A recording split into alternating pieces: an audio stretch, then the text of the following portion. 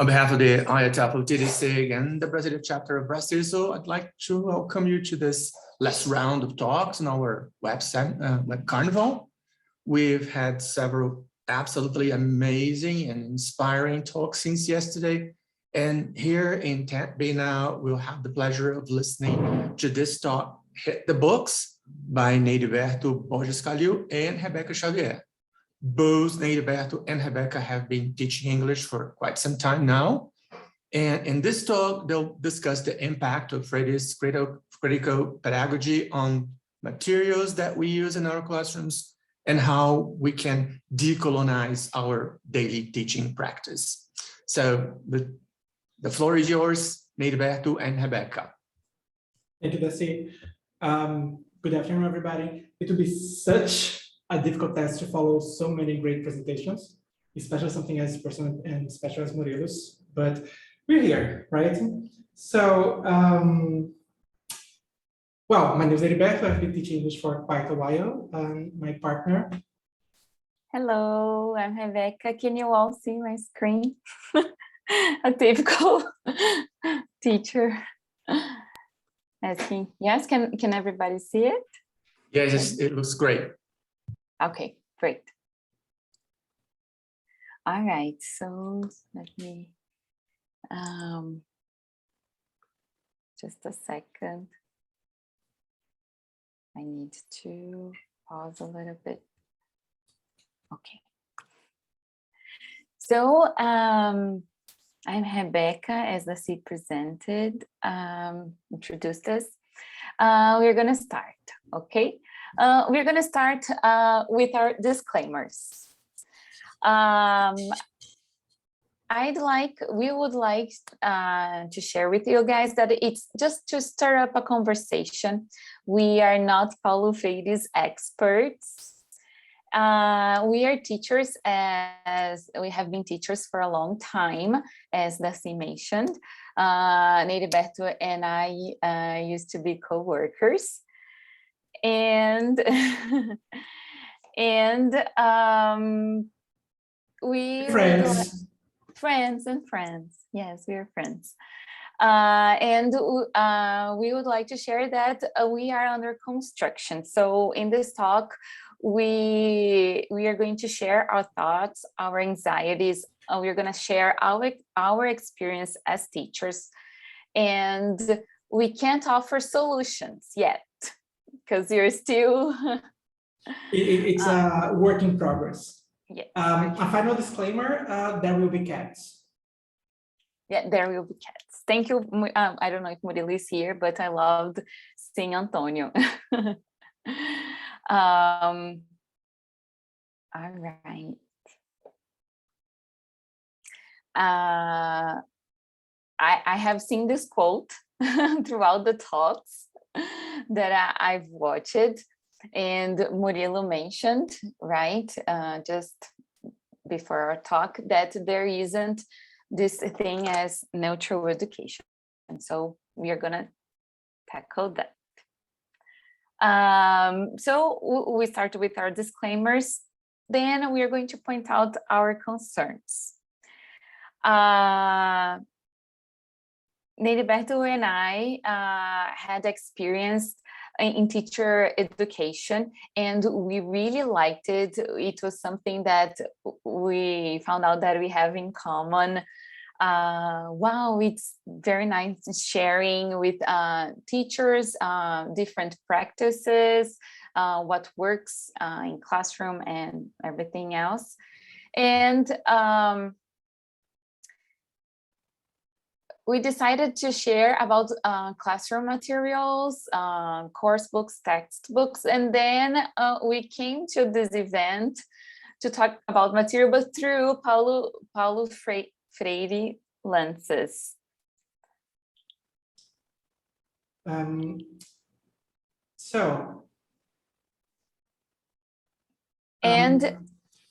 Sorry, guys, I'm really nervous. Relax, go on. So, and one of the topics we want to touch upon is material design. And we had been thinking about classroom and materials textbooks. I think that's it. Okay. So as Rebecca mentioned, we had this experience with teacher education recently together separately, and then we talked to each other and like, oh, yeah, we could do something about that together, and we started working on this project. And so we came to the event through this idea of materials. So when the event came along, like, oh, Paulo Freire, like, oh, that might be a solution to some of our worries about materials. I remember, well, Murilo mentioned that he doesn't believe course books will change for the better anytime soon, right? And then Elizabeth made a comment in the comment box that it's an uphill battle, and I agree with both of them. And I have to say that there are huge incentives for things to kind of remain the same, right? So right now, actually, this is a research from 2016, there was the market for English teaching in the UK alone is a 2.4 billion pounds market. So there's a lot of money involved. And this number does not account for material. The publishing industry in the UK, again, not mentioning US, Australia, etc., is a 3.2 billion business. From this 2.4 billion pounds is for export books. And from this, most of them export outside of Europe, and around 90% of them are educational books. So there is a lot of financial incentives, among other political incentives as well, for course books not to change, right? This information was kind of brought to my attention, and this is one of the things we want to keep in mind, and one of the that were informing our debate by research done at UNB by Ana Maranhão about translation. Why we don't use translation in the classroom more? She found out there is no hard scientific evidence saying that translation is harmful in the way that you go like, you can only speak English in class all the time. And she got to this data, this piece of data about the financial incentives for things not to change, and the political ones as well, right? And we were thinking, okay, and this also means that this will impact, okay, in this economic way, what happens? It's much cheaper to have these books published in one place, as they are in the UK or the US, and just sold everywhere in the world. And this also has an impact on how culture is represented in the materials we use. Most of the books, again, generalizing, speaking from experience, but I think most of you will be able to relate to that. Most of the books we use take one of two options. Either they have this neutralized culture, right, which is the margarine family, the Sondatari family. That's this culture that's from nowhere specific, right? So don't readdress culture, or they make an attempt at representing culture, but it tends to be always with the look of the other. It's always something coming from outside. Again, Ana Caril made a research at UNB about that. The people from RAISA, which is a great material, by the way, Ilaco Indian, James Taylor, that's something they also pointed out, right? The lack of diversity in materials, the lack of appropriate cultural representation. And one thing that's special for me there is the way that the voice in these materials are. Like, we might have a book that talks about this specific rite of passage from the indigenous native people in the north of Brazil. However, who's telling the story is the white colonizer, the white person coming, visiting, and seeing that as something exotic. So, wow, how crazy this is. It's not the people who have the right talking about that themselves. And a final thing that was in our minds before coming to Freire, it was that, of course, we're not the first people to have this kind of worries about materials, right? So this is something very special to me. It's a book, it was published at the end of the 70s, beginning of the 80s, by Professor Solange Ribeiro. She was from Minas Gerais. It's called A Tour of Brazil. And what she tried to do was basically thematically change what we were talking about, because she wanted her students, our students, to be able to talk about themselves, right? And so it's really simple. There's, for example, the text about in which students are learning how to use prepositions. The text is about Brazilian, how to, when you visit Brasilia, what can you do, what can you see? However, this is also, her choice is still a pair of tourists coming in the country. But I'd like to share a quote from her. And I'll read that in Portuguese. She goes like that.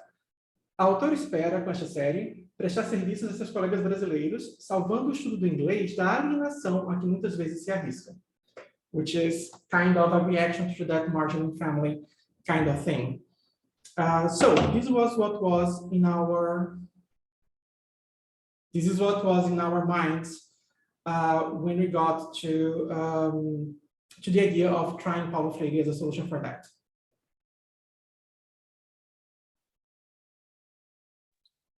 So we are gonna we're gonna address a few things that we would like to see in textbooks. Appropriate cultural representation, linguistic relevance, and student-centeredness.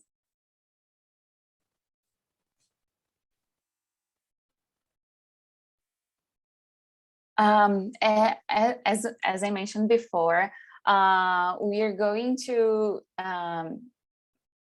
try to look at materials through Freire's lenses. Once again, we are not experts, and we looked for an easy way in. We used the book Pedagogy of Freedom, and which is the summary of his work and ideas. And yeah, I think that's it. Yeah, I had read Freire for the last time 20 years ago. I'm not proud of it. And as the book is written, it was the last book he published in life, right while he was alive, and it's regarded as the summary. We thought, okay, we want to read Freire, maybe that's a good place to start. And well, I think it was an excellent place to start, actually. Yeah, I agree. So even though it's not described in this book, I think it's important for us to remind of Angicos, right? And what happened there. I know everybody here must know about it, and I'm pretty sure in other sessions people have described what happened there much better. So Angicos is this small city in Rio Grande do Norte, and in the 60s, Freire used his literacy method there for the first time, famously teaching 300 people to read in 40 hours, right? And his method is divided in 3 stages. In literacy methods, divided in 3 stages, which is the thematic investigation, in which they have talks with the students to investigate the students' lives, so they can learn what's the vocabulary, what are the words that are important and relevant to them. So what words should they learn how to write, because they should be able to talk and about themselves, right? After getting this material, getting this information from the students, whichever languages they have provided, they would organize that in the second stage, which is the gathering of the thematic, gathering of generative themes. That was the word generative. For example, there is this practical example, like, okay, we want to teach the students the word feira, and they have already given us the word milho, so we can have this picture like a flashcard done, which represents like this woman going to the feira to buy milho, and then that would give context to the vocabulary. And so the material was developed like as it goes from whatever the students had brought. And then you have the last stage, which is the critical the critical stage, when you problematize, the problematization stage. It's like, okay, why does this woman have to walk so much to get to go to the feira, for example? Or why is the price of milho this one? And is this a fair price, right? So with this in mind, we realized something that has been mentioned here before. I think Isabella mentioned that in her talk, which is there are some differences between the experience of most of us English teachers in Brazil and what Freire was writing about. So the first thing is that is a target audience, right? Freire was writing, thinking about public schools and public school teachers. That is a quote from Pedagogy of Freedom, in which he says that students come to class fatalists or already outraged before the violence of injustice. Because of the reality that was mentioned here a number of times, right, that who are the students who have access to actually study English in this private language institutes in Brazil? These are people who have the money, even if it's not a lot of money, but the money to spare to be able to pay for that. Many, many times, these people, they're not exactly the victims of the violence and injustice. They are the people who are indirectly benefiting from this violence and injustices, right? So we have to adapt and shift, because we still want to lead students, to help students, to foster students' ability for critical thinking, but to realize that they're privileged many times, right? And what do they do with this privilege? How does this privilege affect other people? And of course, not only students, but teachers too, because for Freire, everything is the same, right? So we are in the logical situation. The other thing that was a problem for our intention was the approach to materials, because we're like, yeah, materials, maybe Freire for materials. And then we found out through the Angicos experience that yes, Freire doesn't really big on materials and textbooks. Actually, one of the principles of that experience was, quote, sem cartilha, unquote. And it's like, okay, so, right, the materials here are created in the second stage. They are highly dependent on whatever is brought on by students, the language that springs from students, that's where the materials come. So how can we think about designing material in a way that would foster for this idea without privileging on the students? So that's kind of the challenge that we're facing, actually. As we said, this is our work in progress. One thing that I have to say is that Freire, for me, it was an amazing reading. It had been a long time, and I think that it pushed us beyond our goals, because we wanted like appropriate cultural representation and linguistic relevance, right? And then maybe I think that we can do way more than that. It pushed us beyond that, and we tried to summarize some principles from everything he wrote, and it's really hard to select, but we try to summarize and some principles that would guide us, that we intend to use as guidelines when we come to design materials in our endeavor together.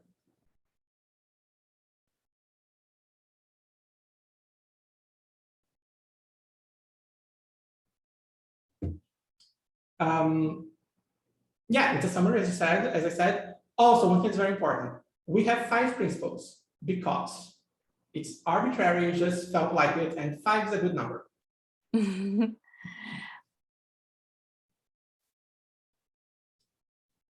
All right, so the first... Go on.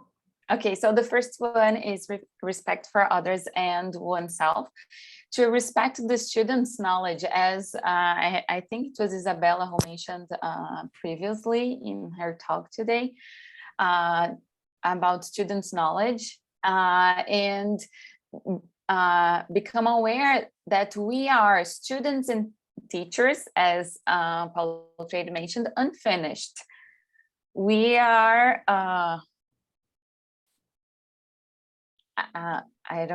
predestined? What? Predestined.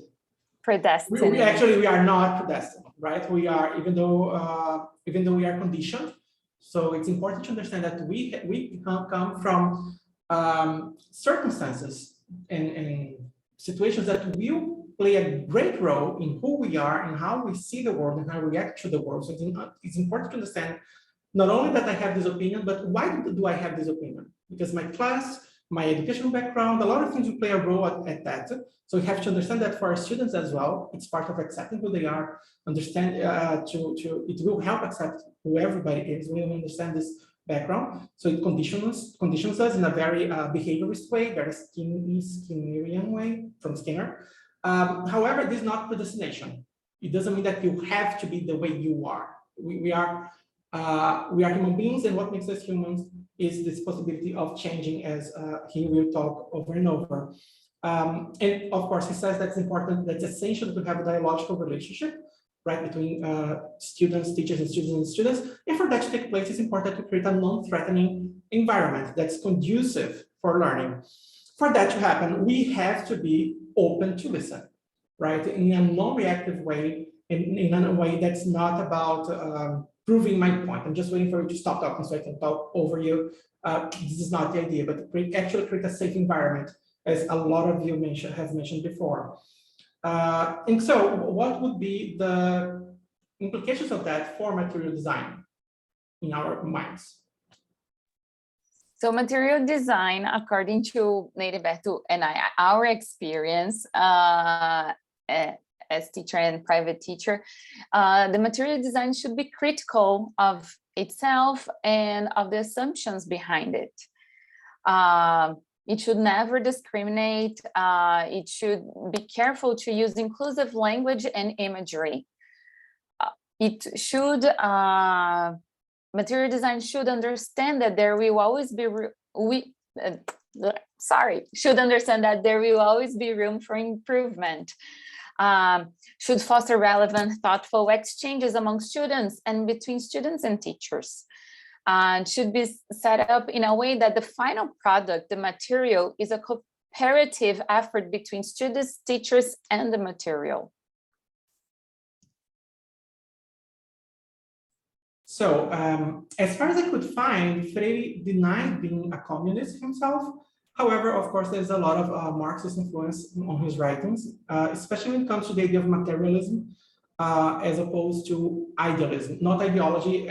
Education is ideological, but idealism and materialism as opposed here in the idea that he would say that concepts only have any kind of meaning or value if they have an effect, a real practical effect on people's lives. So when you talk about freedom or ethics or whatever, this only makes sense if we're talking about an impact in a real impact in people's life. That's that classic thing when he says that you don't teach people to read the word, you teach people to read the world. And that's what you should be focusing on, teaching people how to read the world. Therefore, material design should lead students towards a critical view of their given reality.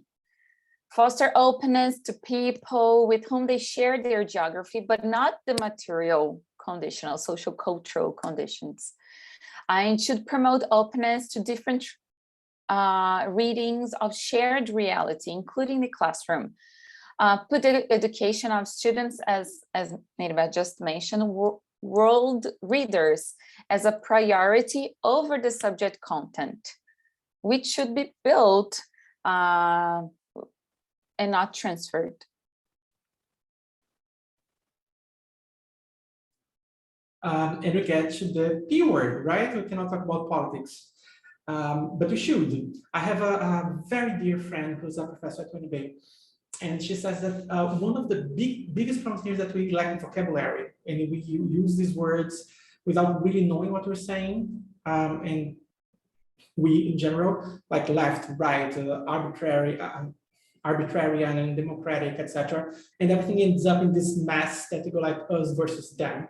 And you don't just go for this herd mentality, which is very problematic. So when Freire talks about politics, as far as I understand, he's saying the obvious for me, which is we are political beings because we live in a society. So whatever we do has an impact on the road, right? As Misra, I probably butchering her name, I'm so sorry for that, mentioned that transformation in the classroom affects transformation in society, right? So the transformation inside this dialogical relationship will impact other transformations as well. As we said a number of times, and as has been said today a number of times, there is no neutral education. There is only pseudo neutrality, right? So being political means basically knowing that we act in the world and we either act to make it better, to improve it and push it forward, or we act to conform, right? To keep conformity going. So material design should. Yeah, I was reading Murilo's comments, so it took me a while. All right, so material design should bring awareness of teachers and students' political roles, lead to a critical view of the material reality that surrounds us, questioning the politics that create it, including in the educational system. Material design should question and maybe deconstruct our political views and reassemble them in practical terms. Our fourth principle here, epistemological curiosity. Freire valued this implicit attitude for teachers and students. We should be questioning things, right? And he said, however, that we come with a naive curiosity, which is like our natural curiosity, and that we should help students develop what he called epistemological curiosity. And for him, the difference would be that this epistemological curiosity would be a very rigorous way of researching and trying to find answers to our questions, right? So it is about creating a method, almost a scientific approach to whichever we're discussing. And this is how you actually foster critical thinking, because you have to be very clear in how you're doing that, how you are trying to approach any subject, in order for you to be able to question your assumptions, to question where we come from, and be open to revise your findings. Maybe as science goes, we found something, we thought it was true, it worked for a while, but then new evidence comes up and shows that maybe it's not like that, and then we revise our findings, and this is absolutely not a problem at all. I think it was Isabella that mentioned before, like in her research, she found that teachers avoid controversial topics for a number of reasons. And of course, we know that there are risks, including being fired. However, I think that's exactly what Freire is trying to approach when he talks about epistemological curiosity, because then we can address these controversial topics as long as we have a way of working with them that will lead to a discussion that is focusing on creating knowledge and finding answers instead of proving that I'm right and that you are wrong. So material design should make questioning, including the material itself, something not only expected but welcomed, should provide teachers and students with tools for rigorous inquiry methods, as well as model such methods. Should create opportunities for us to move from win or lose debates to constructive dialogues, from what do you think to why do you think this, and how does this thought impact others? And finally, ethical courage. Ethics here is the idea of a materialistic approach, should be this commitment with a dignified existence of people, like literally fighting for that, fighting for people having a life that's dignified. And of course, courage as well, right? You need to be brave to do these things and to try to question the status quo and try to help people question status quo, actually questioning it with them. So we have to be able to take risks. And something that he mentions a couple of times is the need for hope. We can only do that if we believe that there is a chance of things getting better, right? He says at one point that without a utopic dimension, there is no way of trying to educate, to do this task of being educators if we don't believe, if we don't have this utopic horizon. So material design should take chances, try out new and old formats, consider a larger impact, education over instruction, lead to discussions, even actions on how to improve the material conditions of students, teachers, and others. Okay, so with these ideas in mind, that's where we are. As we told you, no solutions, this is a work in progress. So with these ideas in mind, we have been discussing, okay, so how can we design materials that in real life terms would actually help teachers and students to have this whole experience, right? So we're trying to find possible ways to get to it. One thing that's like a late disclaimer, because we did that, because of the way we chose to do this, we didn't research Paulo Freire materials for ELT. We did exactly what we said. We had this discussion coming on about material designing, and then we read Paulo Freire, and then we go, okay, so what does this reading from Paulo Freire tells us about materials? So I'm 100% sure that a lot of the ideas we are right now juggling in our minds have been taught before and have been found before by other people and have been tried somewhere else, pretty sure with other subjects. However, I have to say, I'm still really happy with having done that. I think I'm still pretty excited about the possibilities. Okay. All right. All right. Yes. Okay. You can go. Okay.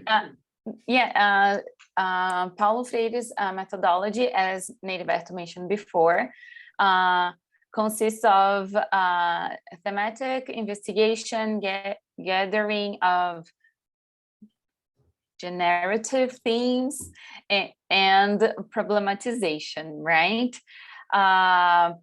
This is like a blueprint for materials.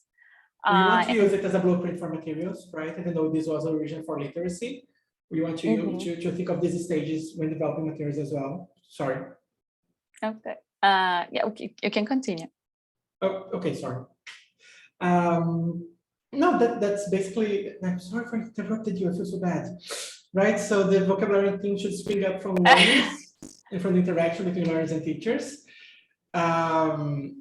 So I think that, of course, because a lot of things we're saying, like, okay, we already do that. We already adapt the books, we organize the lessons, we ask students to bring, but the way that the textbooks are right now, we have very little room.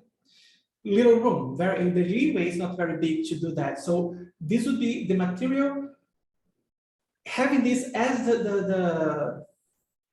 as a blueprint. We're going to start with this. The material will have the idea of fostering the possibility of students bringing the language that would be important for them to talk about their lives, about their biographies, as well as teachers. And of course, this would mean different strategies for different levels, right? We would have to use monolingual dictionaries or bilingual dictionaries, or maybe research or thesaurus or other things in these first talks and first moments of the investigation. Neiriberto, could you mention about the translation activities and the bilingual in the thematic investigation part? Yeah, right. So for this part, we could use, for example, translation activities, right? As I mentioned before, nobody else research, translation is not the monster people make it, so it can be used in a way for you to compare both languages and learn from it. So it's a possible way for investigation when kids or students are bringing this language we're going to be talking about. And for greater levels or higher levels, we could use circumlocution activities. Maybe they don't know how to say exactly that word they want in Portuguese, but then they find ways of describing it, which I think that can be something very positive for critical thinking as well. Well, yeah, that's it. We think about, there are many different approaches we can do for helping people do this investigation stage. And then generative themes, right? Getting generative themes would, the idea of materials would be help teachers organize and produce materials in a way that what we think is that the material would probably be something like a sandbox or a Lego set. It will be there for teachers and students to build it together. It will somehow only be completed through the class, right? So many things we already do, like asking students to produce texts or finding content. That would be the core of this idea, of these materials. We still juggle with the ideas, but maybe, okay, instead of having a reading and they will discuss the reading, they can produce the text and then discuss the text they produced. Or they can find texts online that talk about that and bring that to class, and that will be input for that class, right? Or videos. There are many possibilities here. And of course, for problematization, right? Helping teachers and students to try to take a step back and try to question their assumptions and where they are. And the thing is, I've been working with materials that I really, really like, even though they are limited. And many times I find out that when you get to the questions of like, reading comprehension questions in the text, many times the students give me answers that I go like, yes, you're right. Even though these answers are totally unexpected and very different from what the textbook told me they should tell me, right? So it's letting go of this part. Maybe giving students and teachers the opportunity of asking their own questions, and maybe giving a model of what could be done so they can do it themselves. For this problematization part, for example, we could have a taboo words exercise. I think it's great. For example, if we talk about politics and you have been discussing politics and left, right, etc., you just can try to have this, okay, let's discuss this, but you cannot use these words. You cannot use these words that have been used so many times and have lost their meanings.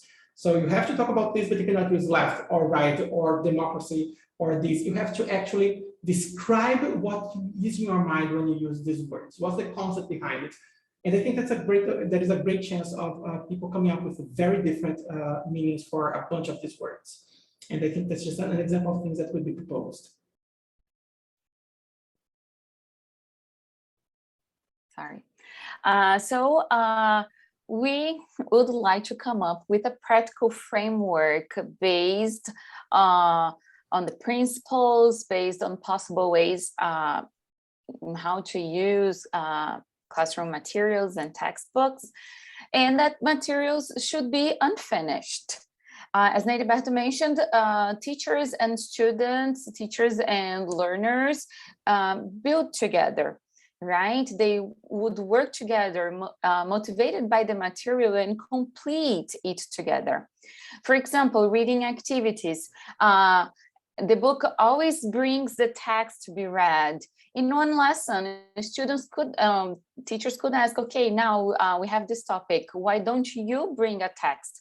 Or students produce questions to be answered in a text. For example, they have to interview somebody or to get a recipe, and it's a way of producing a text. Yeah, when we're talking about this recipe thing, right, we're like, okay, that we have all taught some lesson about food, but then this student could like interview their grandmothers and work with these material from them, and this be something proposed from the book and be not only an extra activity, but the core activity, right? So now we're gonna have the summary of the principles, like a checklist. Yeah, we think like, okay, we have all these big words and big ideas in the principles, but we'd like to, the thing is, okay, each material, when we create and design them, what we want to check if they're doing, and that would be. Oh, foster research. It's okay. Every material should foster research, epistemological curiosity. Socialization, assumption. And assumption is a concept that's very present in pedagogy of freedom, which is assumption is using the idea of taking ownership, right? I think Isabella mentioned that too. And taking ownership of all these things that we mentioned, of our conditioning, of our social role and political role, of the privilege that we have, so of our roles as educators, right? And as students in the classroom, and students as educators and students in the classroom as well. And the focus would be education over content. We are not stating that the common European framework reference should be tossed. However, the materials we want to design should be focused much more on students and teachers. In other words, focusing on the language, students and teachers need to talk about themselves and their reality instead of some standard they are supposed to know. And we've come to the realization, that's why I agreed so strongly with Mario in the beginning and with Elizabeth, that it's the traditional textbook, the way it is right now, it won't do what we want to do. We would need cheaper solutions and more dynamic solutions, right? And maybe it can be something as simple as handouts or video guides, maybe thematic packs, right? Okay, we talk about food culture and then you can organize with that. Down with the textbook, yes, kind of the idea. And that's where we are right now. So as we said in the beginning, no solutions, only a bunch of ideas going around so far.